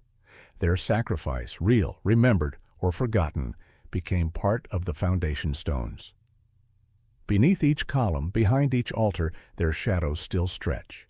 To serve the divine meant to surrender control of your life, your death, your legacy. The gods asked much, and sometimes too much, but belief carried them forward even as it carried them away. So the next time you hear of Egypt's temples, the incense, the music, the majesty, remember those who vanished within them. Remember the hands that never left, the voices that were never heard again. They were not martyrs, they were mechanisms, part of a sacred machine that turned with divine logic and human cost. Because sometimes, in the oldest rituals of the oldest gods, holiness required a heartbeat to stop. The curse of knowing too much. Scribes were silenced permanently. What if writing something down meant signing your own death sentence?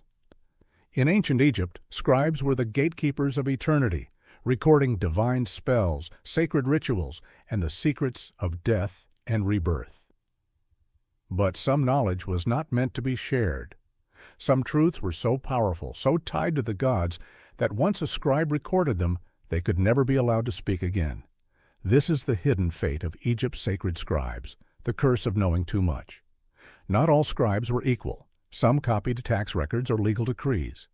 But a select few served the temples, inscribing prayers into tomb walls, carving resurrection spells onto sarcophagi, and writing the hidden names of gods in papyrus scrolls meant to guide souls through the underworld.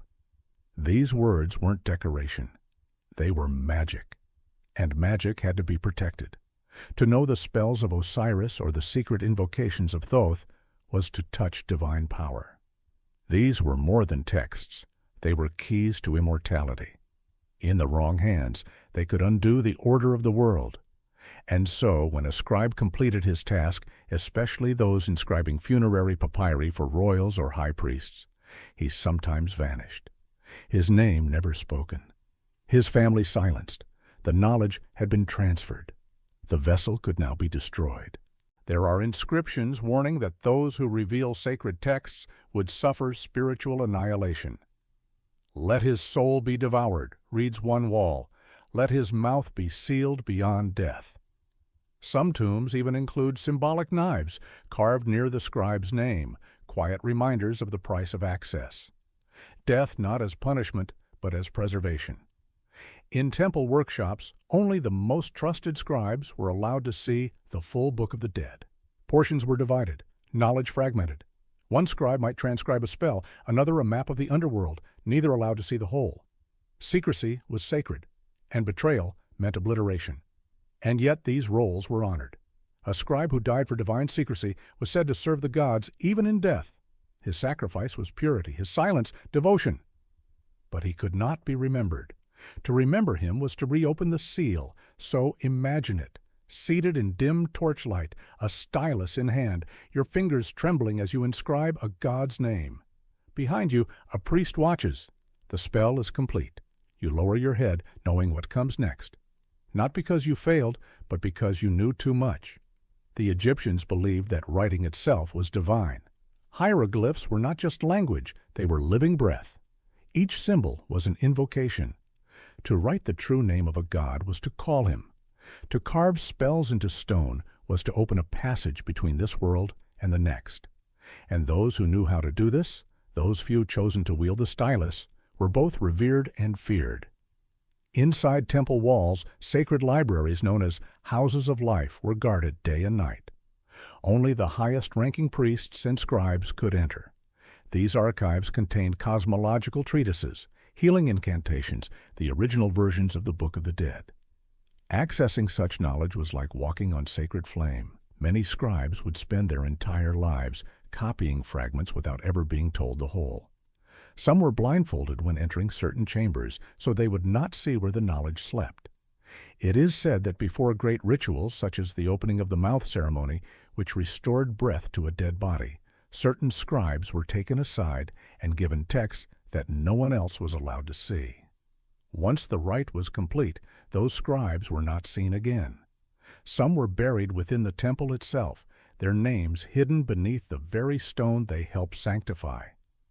There are whispers of scribes who attempted to flee with stolen spells, hoping to profit from their power. None succeeded. Hunters were dispatched. The penalty was not only death, it was unbeing. Their bodies were burned, their names removed from papyrus, their families cursed with silence. Because in a world where the afterlife is built from memory and name, to be forgotten is to be lost forever. But not all punishments were violent. Some scribes were simply imprisoned within temple walls, kept alive, kept silent. They became shadows of men living in seclusion, forbidden to speak the names they had once carved into eternity. Some were driven mad by the weight of the knowledge they could no longer share. And yet they believed, because what they had recorded was not for mortals. It was for gods, for the dead, for the cosmic balance that held the Nile in its banks and the sun in the sky. To break that balance by speaking what should remain sealed? That was unthinkable. So ask yourself, what would it mean to know something so sacred, so potent, that your only reward is erasure? To give your mind, your hand, your soul to the task, knowing that your tomb will be unmarked, your story unwritten? That is the curse of the sacred scribe. He does not die for what he knows. He disappears. Palace maids risked accusation of adultery just by being close. Imagine walking through a palace carved from sunlight and stone. Gold shimmers on the walls, lotus-scented breezes drift through open columns, and servants bow in silence. But if you are a woman, and if your eyes meet the wrong gaze, or worse, if you are seen standing too close to the pharaoh, your life could end by nightfall. This was the hidden terror of palace maids in ancient Egypt and other ancient empires. To serve the royal household meant risking everything, even if your hands were clean. In the court of the pharaoh, image was power, and power was sacred. The king was considered divine, a living god. To touch him, to tempt him, even to be near him without strict permission, was not just a breach of etiquette, it was a blasphemy. Women in the royal palace walked a tightrope of silence and invisibility. Their role was to serve, to obey, to decorate the corridors of royalty. But proximity itself was dangerous, because if a king grew sick or a queen grew jealous or a political rival needed a scapegoat, suspicion often fell on the quietest figures in the room. Historical records from the New Kingdom period speak of women accused of seducing or conspiring with the pharaoh, often without trial and often without proof. These accusations were politically charged. A servant girl who worked in the harem or carried linens to the royal bedchamber could be accused of attempting adultery with a god-king. Once accused, her fate was sealed. Execution was common. Torture, public shaming, or forced suicide were not unheard of. One tragic example can be found in the reign of Ramses III, the same ruler targeted by the infamous harem conspiracy. During the investigation, multiple women and handmaidens were implicated, not for initiating the plot, but for allowing themselves to be involved, or for simply being in the wrong place at the wrong time. The trials that followed were brutal, secretive, and final. Some were executed, others had their noses and ears cut off, symbols of shame and dishonor. But it wasn't just Egypt. In imperial China, palace maids in the Forbidden City were often taken into service as young girls, sworn to celibacy, and watched relentlessly. If a maid became pregnant or was suspected of even speaking too freely with the emperor, the punishment was severe: execution for both the woman and the man, if he could be identified. Most of the time, only the woman died. The silence around these deaths was as thick as the palace walls. In Ottoman harems, the slightest accusation of impropriety could mean death by drowning, carried out quietly in the night, with the body never recovered. The same rule applied in medieval European courts, especially in times of transition or suspicion.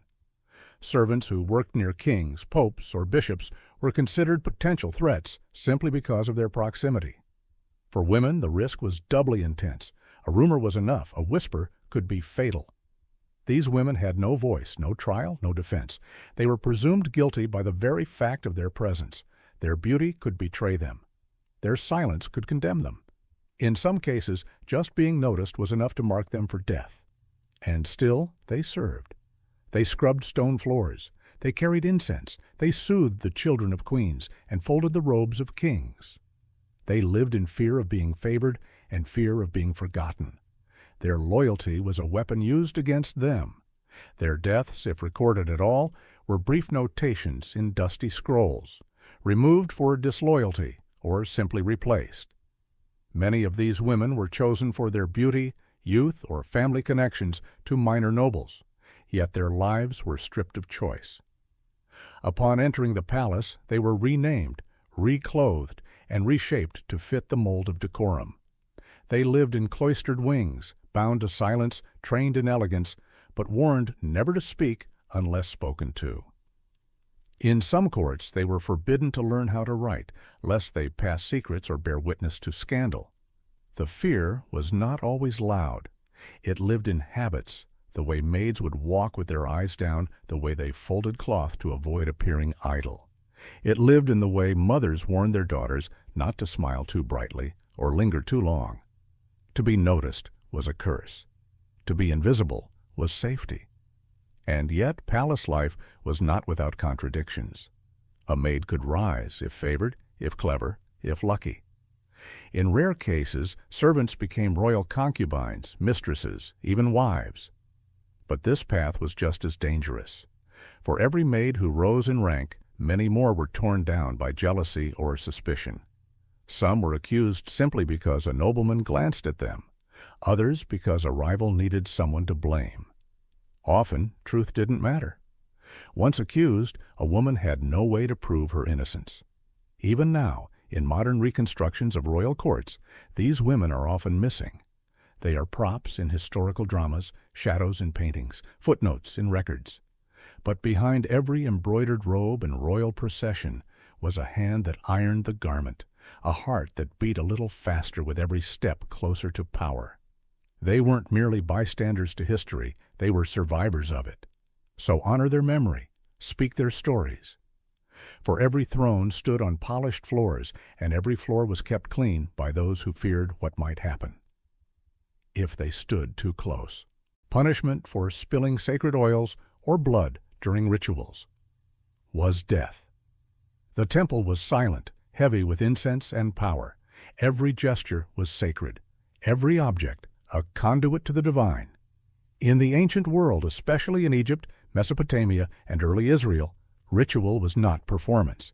It was reality itself. To spill the wrong drop, to misplace a word, to smear where one should anoint, was not error. It was offense, a direct insult to the gods, and punishment wasn't delayed. It came fast, often as swift as the blade that followed the priest's final breath. Imagine this. A priest in white linen steps forward into the inner sanctuary. In his trembling hands, a golden vessel of holy myrrh or sacred olive oil, substances believed to house the breath of the divine. He's trained since childhood for this moment, but his hand slips. A drop falls, not on the altar, not on the effigy, but on the floor. The silence that follows is not mere shock. It is a reckoning. In ancient Egypt, sacred oils were considered not just offerings, but extensions of the god's flesh and favor.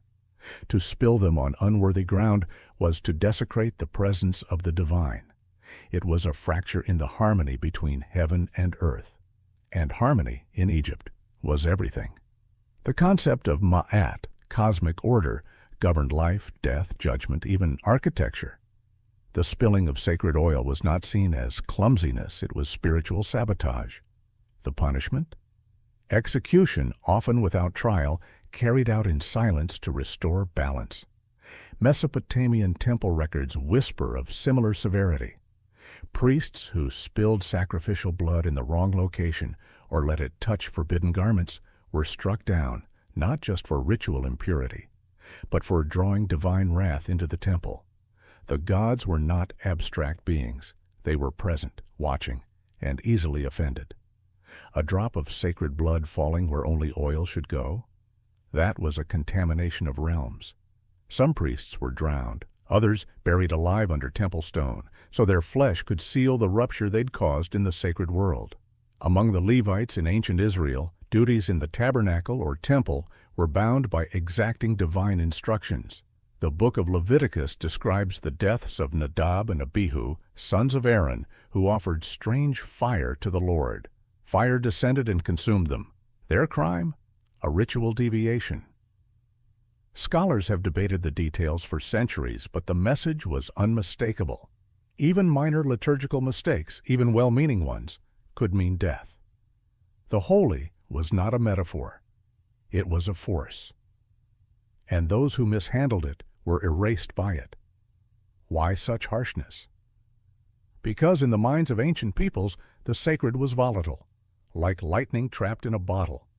Rituals were the wires and circuits through which divine energy flowed. If misaligned, if oils meant to anoint were spilled before the god's gaze, the current surged unpredictably. Misfortune followed. Crops might wither, rain might cease, or worse, gods might abandon the temple altogether.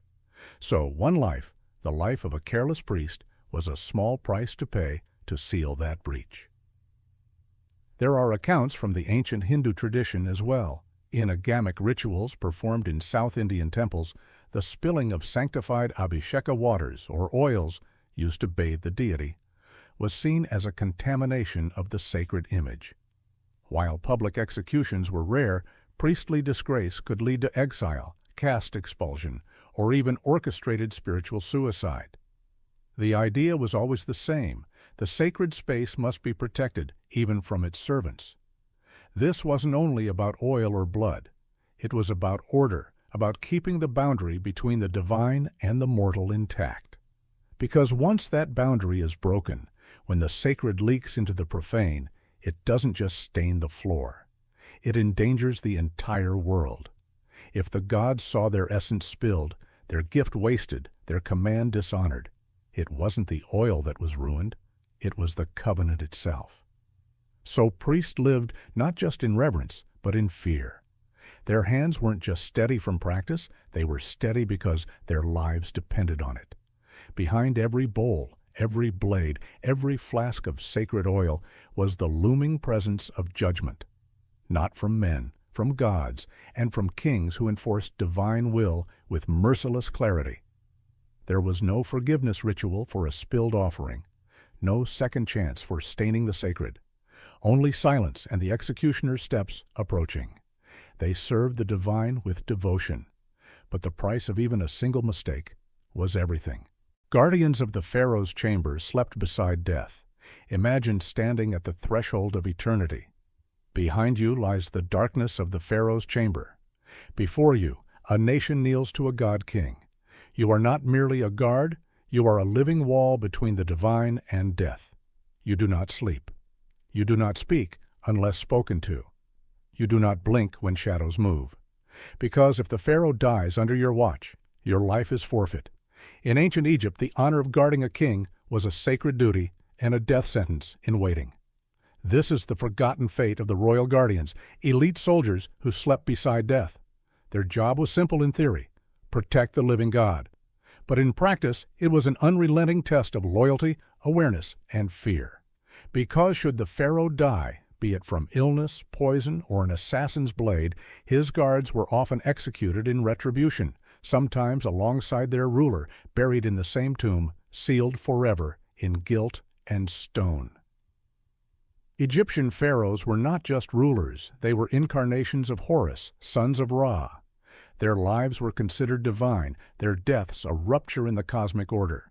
Protecting that life wasn't merely a matter of national security, it was spiritual warfare. To let harm come to the pharaoh was to let chaos breach Ma'at, the divine balance of the universe. And for that, someone had to pay.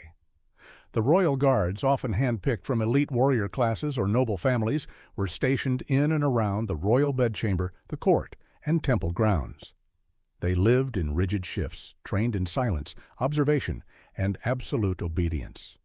Their role required them to memorize every face, hear every whisper, notice the smallest movements in the air. A missed sign could mean death, not only for the king, but for themselves. There are echoes of this brutal expectation found in inscriptions from tombs and temple walls. While few explicit texts spell out the fate of failed guards, ancient Egyptian statecraft was too discreet for such blunt confessions. The indirect evidence is chilling. Tombs have been discovered where royal guards were entombed near or within royal chambers. Some had no funerary goods, no offerings, no ceremony. Merely placed there, silent, anonymous. Punished or sacrificed? We cannot always say. But the pattern is there. The story of Ramesses III, Egypt's last great warrior king, offers a rare and vivid account. During the infamous harem conspiracy, members of the royal household plotted to assassinate the pharaoh.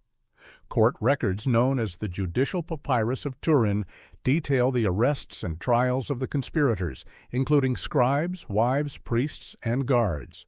Some were executed, others ordered to take their own lives. Royal guards were among those implicated. Whether by failure or collusion, their punishment was swift and final. The concept of shared blame was baked into the culture. The pharaoh's body was the body of Egypt. To harm it was to harm the gods, and anyone who stood close and failed to stop it became part of that offense. If you were close enough to protect, you were close enough to blame. Sometimes guards were buried with their kings not as punishment, but as eternal protectors. Other times they were entombed as part of retribution, sacrificed to accompany the divine into the afterlife, or condemned to silence. This wasn't unique to Egypt. In China, imperial bodyguards faced similar fates. If an emperor was assassinated or overthrown, his guards were often tortured or executed. In Persia, the immortals, the elite royal guard, were revered for their strength, but also expected to die for their king. In feudal Japan, samurai who failed their lords committed ritual suicide in shame. The role of the guardian has always been glorious and perilous. In ancient Egypt, the burden was heavier because death was not the end. Failing a pharaoh meant spiritual pollution. A guard might be cursed in the afterlife, his soul condemned for failing to uphold divine order. Some priests believed these men would be denied judgment in the hall of Ma'at, neither feather nor heart to be weighed, only oblivion. But still they served. In silence, in stone corridors, by torchlight. For pharaohs like Seti I, Amenhotep III, and Tutankhamun, guards patrolled tombs even in death. Statues of them stand frozen, spears in hand, eyes wide, ever watchful. They were sculpted as reminders. Protect the king in life and beyond. Some scholars argue that these rituals of punishment were also psychological. The fear of execution or damnation was a form of control, an invisible chain that kept loyalty intact without constant oversight. Knowing that failure meant eternal disgrace or obliteration kept guards hyper-aware, disciplined to the edge of madness. It was not just a duty, it was a constant confrontation with mortality. Archaeological discoveries have occasionally unearthed skeletal remains of young men near royal tombs with no markers, no names. Were they failed guards? Sacrifices? We may never know, but their presence speaks volumes. Egypt's reverence for death meant even punishment was eternal. A disgraced guard would not be buried among his family. He would be swallowed into the pharaoh's grave, serving in silence for all time. And yet the paradox endures. To be a guardian was to be honored and feared. Families would sometimes proudly speak of sons chosen to serve the king, knowing full well the potential cost. It was a sacrifice offered in the name of duty, in the hope that one's bloodline might bask in royal favor. There is no monument for these men, no poems carved in limestone to praise their loyalty. But perhaps the silence is their legacy, the echo of boots pacing in stone corridors, the weight of vigilance in the dark. To stand between the world and a god is no small calling. It is to live with dignity and die without a word. This is the legacy of the pharaoh's guards, to serve beside power, to sleep beside death, and to vanish without name if the balance was ever broken. Cooks were sometimes poisoned alongside their meals. What if the meal you cooked decided your fate? In the glittering courts of ancient kingdoms, where power rested on gold, gods, and bloodlines, there was one task that carried more danger than it seemed: preparing food for the royal family. Because in a world ruled by suspicion and secrecy, cooks weren't just servants. They were suspects. And if poison reached the lips of a pharaoh or a prince, the consequences didn't wait for an investigation. The cook often died first. In ancient Egypt and later in Mesopotamia, Persia, and even early Rome, the royal kitchen was a place of ritual, hierarchy, and extreme scrutiny. Only the most trusted servants were allowed near the food of kings. But trust in those days was a blade with two edges. One mistake, one mysterious illness, one untimely death at the royal table. And the kitchen turned into a courtroom. Except here, there was no defense, only punishment. Cooks, food tasters, and cupbearers were often held strictly accountable for the safety of royal meals. Even if they didn't prepare the poison, even if they were unaware, it didn't matter. The logic was brutal and cold. Your job was to ensure purity. If that failed, you had failed. And in the eyes of kings, failure was betrayal. Historical records from the Old Kingdom in Egypt describe court officials investigating corruption of meal rites. One tablet describes a cook who, after a noblewoman fell ill during a feast, was bound, beaten, and drowned in the Nile to wash his sins to Osiris. Whether the poisoning was deliberate or accidental, the outcome was the same. The cook died with the victim, sometimes before. In some cases, the entire kitchen staff would be punished, tortured, executed, or entombed alongside the poisoned meal as an offering or a warning. The death of one royal could mean the death of 10 others, none of whom ever knew what ingredient betrayed them. To prevent this, elaborate systems were developed. Royal food was sealed with wax. Servants wore amulets for purity. Special priests blessed the bread and wine. In some dynasties, food was prepared in isolation, and the cook was not allowed to leave the kitchen until the meal had been fully consumed. In others, tasters were assigned to each course and would be watched, waited upon, timed. If they collapsed, no one touched the plate. But even that didn't guarantee safety. Poison could be slow. Some mixtures took hours or days to show effects. And in the meantime, blame would be brewing. Rumors would spread. The cook's family might be arrested, their property seized. And if the cook survived long enough to plead innocence, it was often too late. The narrative had already been written, in blood. In some kingdoms, cooks were chosen from among the enslaved, so they could be discarded without scandal. In others, they were elevated from noble lines, so their deaths carried the weight of an example. You could be honored for serving the king's table, or buried beneath it, and no one knew which it would be until the last bite. The logic was rooted in fear and a twisted kind of justice. Royal lives were too important to be gambled. If you touched the food, you bore the weight of the crown's health. There were no second chances, only second servings, and behind every banquet lay a quiet terror. In one infamous story from the reign of a second dynasty pharaoh, a visiting dignitary from Nubia died after a royal breakfast. The food was traced back to the temple kitchens. The young cook, newly appointed, claimed innocence. But when his fingers were found stained with a rare berry, later determined to be toxic, he was dragged before the court and beaten publicly. It didn't matter that the berry was commonly used in dyes, or that other meals from the same batch were untouched. The court needed assurance. That assurance was his execution. That assurance was often ritualized. Before festivals or royal ceremonies, cooks were made to swear oaths beneath statues of the gods, calling curses upon themselves if they allowed evil into the pharaoh's bread. And when poison was suspected, the punishment was swift because to allow it, even unintentionally, was to invite chaos into the kingdom. There's a bitter irony in it all. These cooks, trusted with feeding gods on earth, were denied the benefit of the doubt. Their loyalty measured not by years of service, but by the outcome of a single meal. And yet, they kept cooking. Because in that role, as dangerous as it was, there was proximity to power. A chance to rise, to influence, to be remembered. And some did.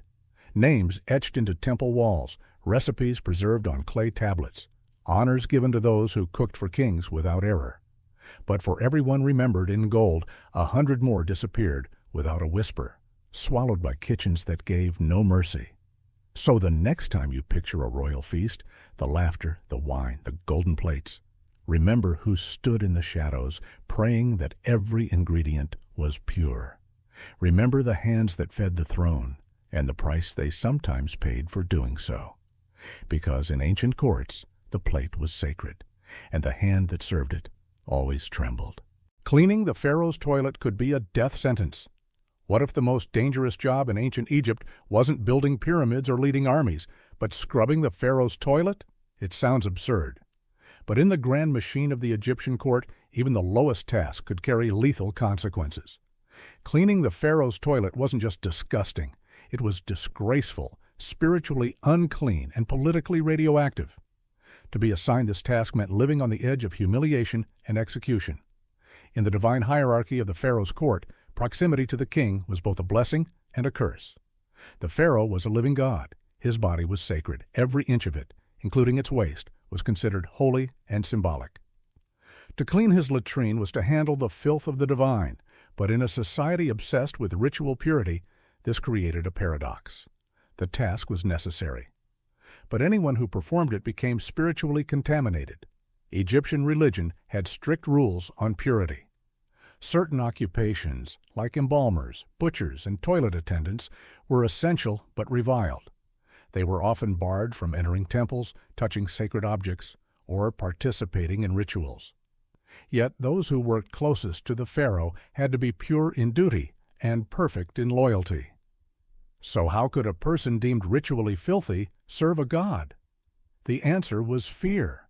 Toilet workers were carefully chosen, often slaves, prisoners, or those from disgraced families. Their role wasn't just about sanitation, it was about power, silence, and sacrifice. If the court needed a scapegoat, a body to blame for illness, ritual failure, or a bad omen, the toilet cleaner was the perfect target. Unseen, unimportant, and already impure. Historical fragments mention servants punished for polluting the king's chamber. Some were whipped, others executed. In rare cases, they were buried alive with curses engraved on stones placed above them. Their names were never recorded. They were shadows in a golden palace, necessary to maintain its illusion of perfection, but never truly part of it. And yet, the position offered a dark form of protection, because if the pharaoh grew fond of his routines, if the servant worked quietly, efficiently, and caused no disturbance, they could survive for years in anonymity. Some were rewarded with food, simple clothing, even quiet quarters within the palace grounds. But one slip, a lingering odor, a stray word, a suspicious illness, and their usefulness turned fatal. So imagine it, crouched in a tiled chamber, your head down, hands scrubbing the floor of a room few dared to enter. Above you, a god lives. Behind you, the guards wait. You are both invisible and utterly exposed, and at any moment the divine eye might notice you and erase you. The Egyptian concept of ma'at, order, harmony, and purity, was central to life and governance. Everything in the palace had to reflect divine balance. That meant even bodily functions had to be regulated, hidden, sanctified. The royal toilet chamber, though never publicized, was likely an intricately designed space, built with stone drainage systems, anointing oils, incense to mask odors, and attendants assigned not to be seen, only to serve. Some believed the toilet cleaner role was rotated among certain low-ranking slaves to avoid prolonged impurity. But in elite circles, especially during the New Kingdom, roles were rigid. Once marked with unclean duties, there was no return. Your path was set, downward, forgotten, disposable. To be accused of ritual impurity near the pharaoh wasn't a private matter. It was a public stain. It could be used as a political tool. Court rivals might frame a toilet attendant for spiritual offenses, claiming illness or misfortune had entered the palace through their filth. These accusations were rarely challenged. The accused was removed swiftly, often without explanation. Some were killed in silence, others were made examples. Stripped, shaved, marched through the streets as a warning. This is what happens when the divine is defiled. Their families, too, might suffer. A brother or child could be sent into forced labor, their lineage marked as cursed. Still, for the desperate, this job could be a lifeline. Better a servant of a god than a corpse in the desert. Some took pride in their precision, crafting herbal pastes to scent the room, reciting quiet prayers as they worked. A few, incredibly, survived long enough to retire into priesthoods or minor administrative posts. But they were the exception. So picture it again, kneeling on cold stone, cloth in hand. You scrub, not for cleanliness, but for survival. Every stain erased is one more day alive. The door creaks, a guard peers in. And you pray, not to be thanked, but to be ignored. Because in the house of gods, even silence can save your life. And yet, the paradox of power remains. The closer you are to the divine, the more invisible you must become. The pharaoh, in all his godlike glory, never touched the messes his body made. Others did, quietly, anonymously. These servants were not enemies. They were faithful. But faith in Egypt's sacred court offered no protection against fear. No monument names them, no scroll praises them. But without them, the illusion of divinity would collapse. They upheld the myth in silence, and when they vanished, the palace did not mourn. It simply replaced them.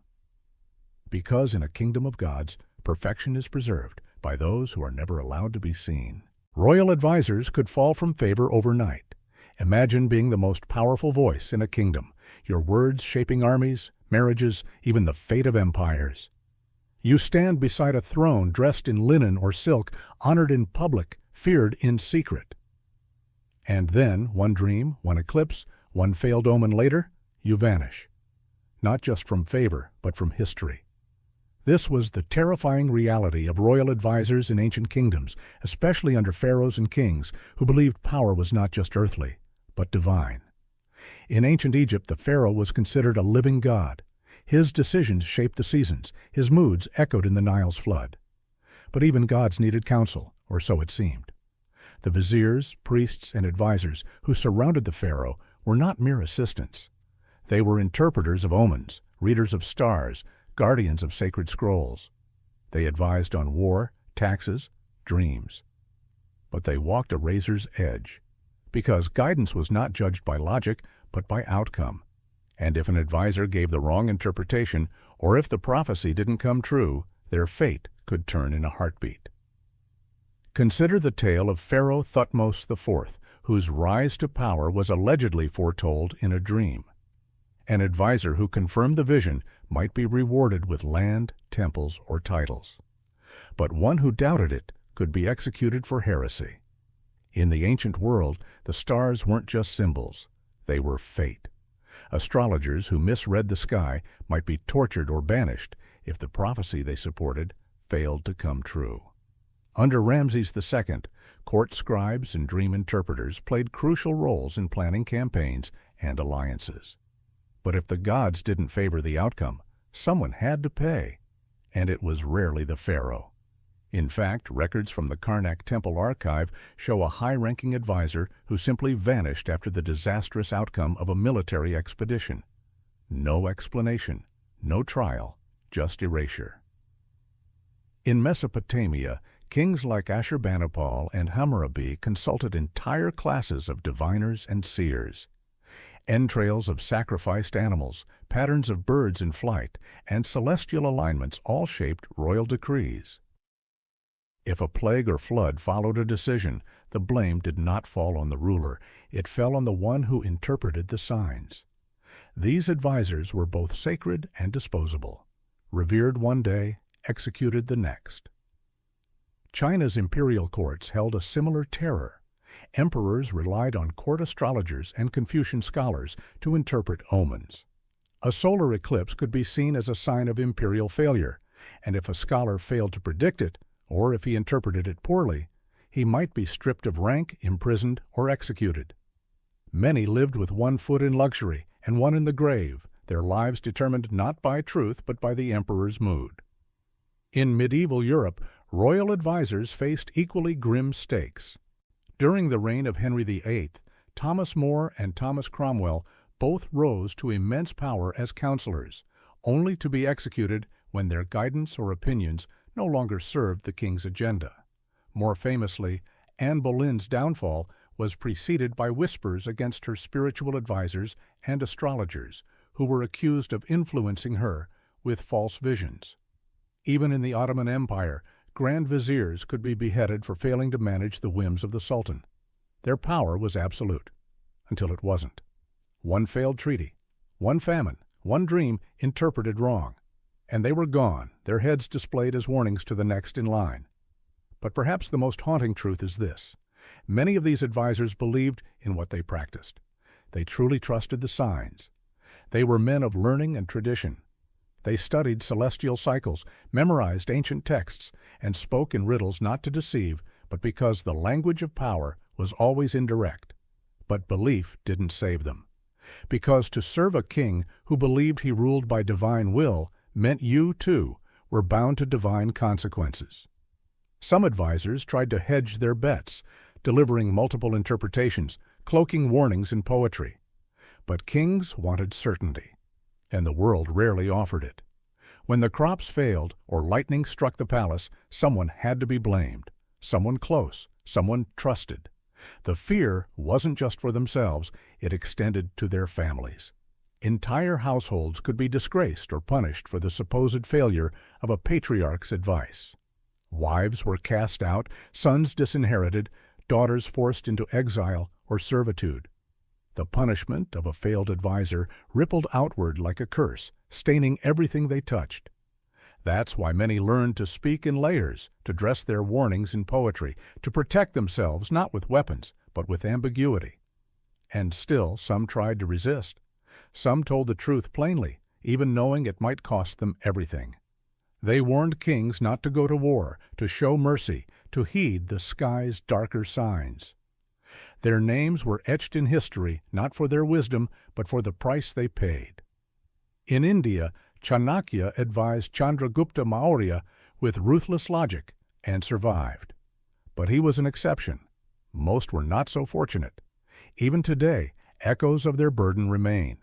Modern advisors, policy analysts, military strategists, they still face the age-old dilemma: tell the truth and risk wrath, or shape it for survival.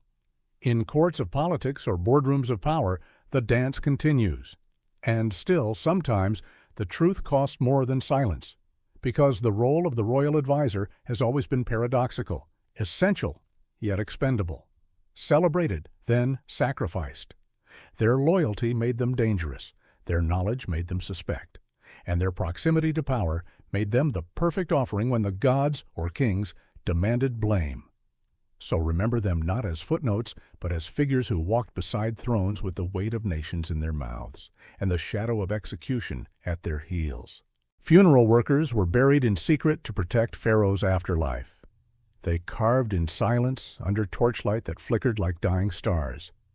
Deep beneath the burning sands of Egypt, funeral workers etched spells, painted sacred images, and stacked treasures destined not for this world, but the next. These men were not tomb raiders, they were tomb creators, the Pharaoh's final architects. And for some of them, the price of this holy labor was their own lives. In the most sacred royal burials of ancient Egypt, secrecy was salvation. The afterlife was not guaranteed. It had to be protected from decay, from disturbance, from theft. And in a world where grave robbing was a national crisis and royal tombs promised unimaginable wealth, the mere knowledge of a burial site was dangerous. Pharaohs, seen as gods on earth, needed undisturbed sleep to ascend into divine eternity. That meant silence. That meant loyalty. And sometimes that meant killing the only people who knew where to find them. The Valley of the Kings is a graveyard of secrets. Buried into limestone cliffs west of Thebes, it became the eternal home of New Kingdom rulers, each tomb a fortress of theology and treasure. But building these monuments required hundreds of skilled artisans, stonecutters, painters, sealers, priests. They lived in a hidden village called Deir el-Medina, secluded and watched, their movements recorded, their knowledge controlled. The state gave them wages, food, even beer. But it also gave them fear. For with each step deeper into the tomb, they dug closer to their own fate. Historical records and tomb graffiti suggest that most workers lived full lives, but not all. Some royal funerals were shrouded in extreme secrecy, especially during times of political unrest or when pharaohs died unexpectedly. In these cases, select workers were told, "You will enter the tomb, but you may not leave."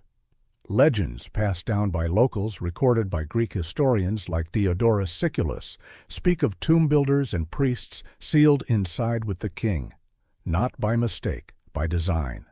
Why would a civilization so advanced, so precise in its burial theology, sanction such cruelty?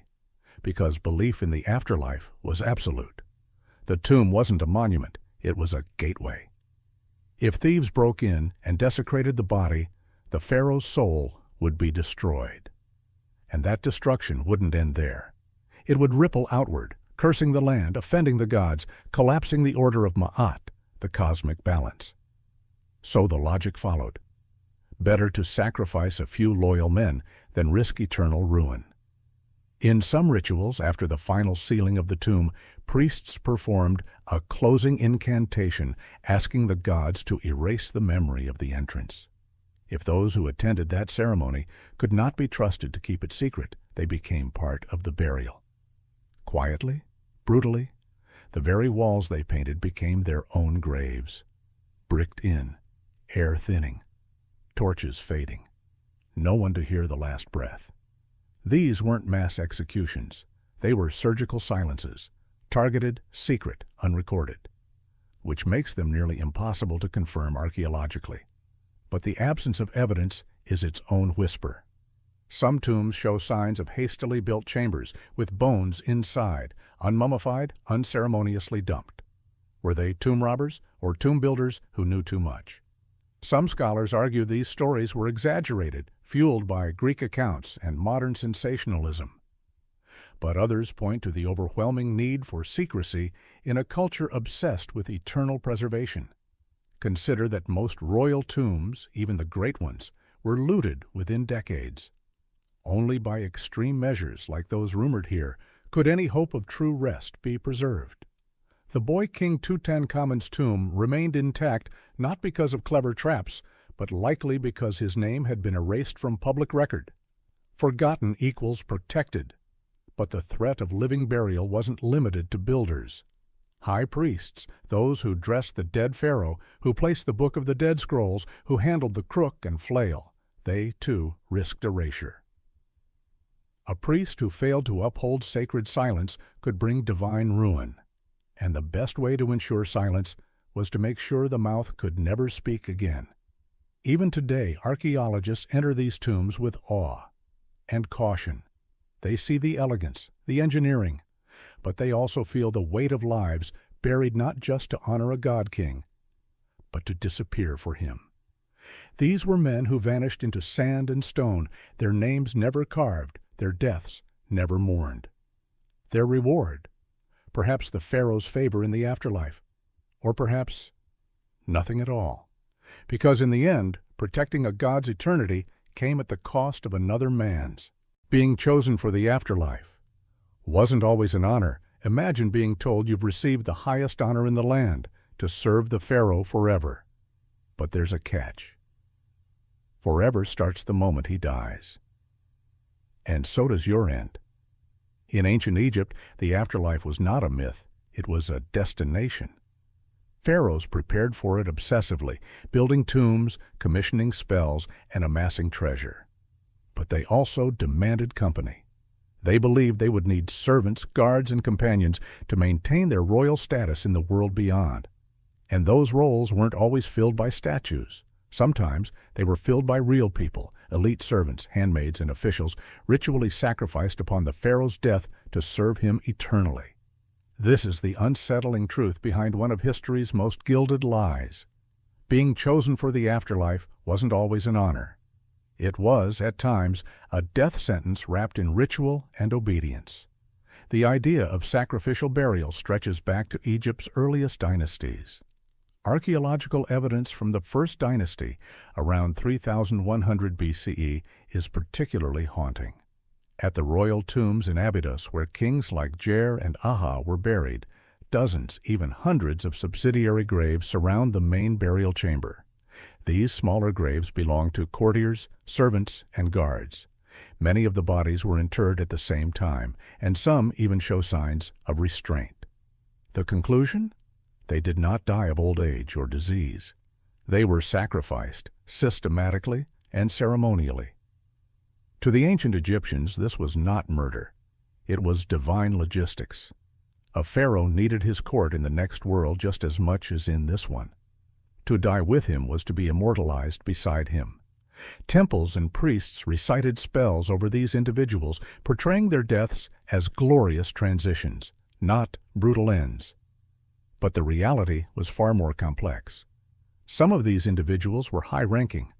They had wealth, homes, even titles. Why would they agree to this fate?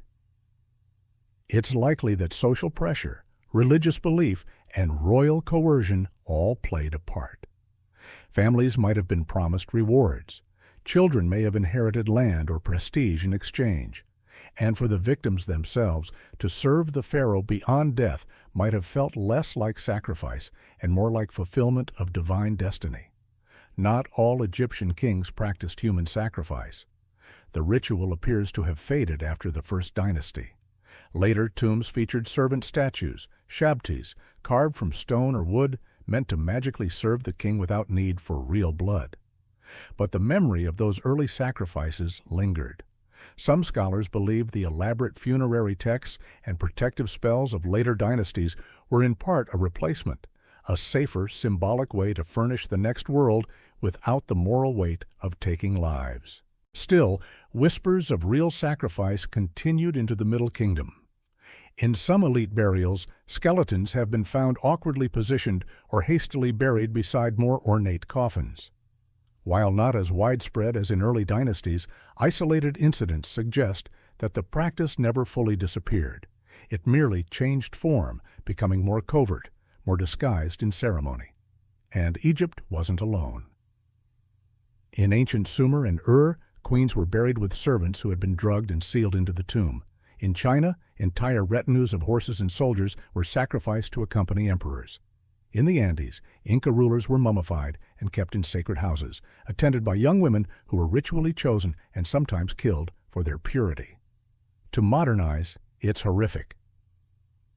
But to those inside the culture, it was a merging of faith, duty, and fear. Death was not the end, it was a passage.